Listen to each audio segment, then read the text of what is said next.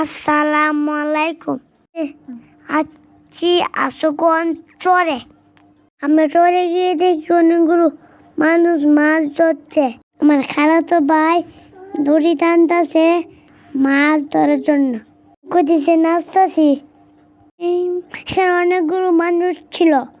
ছোট ভাই বসে আসতে নাচি, সাথে আমার দূরে ছোট বোন টুকটুক করে হাঁটতেছে।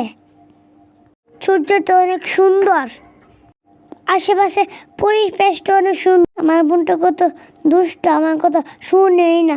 কিছু দাঁড়াই না, আমি কিছু একটা সেলফি তুলতে নদীটা দাঁড়িয়ে দাঁড়িয়ে দেখছি। বলছি সামনে যায় না, সামনে কুমির আছে, মনে হয় ডুবে যাবে। সন্ধ্যা হয়ে আসছে, আবার আমরা ভাই বোন নানুর হাত ধরে চলে যাচ্ছি, কিন্তু যেতে ইচ্ছে করছে না।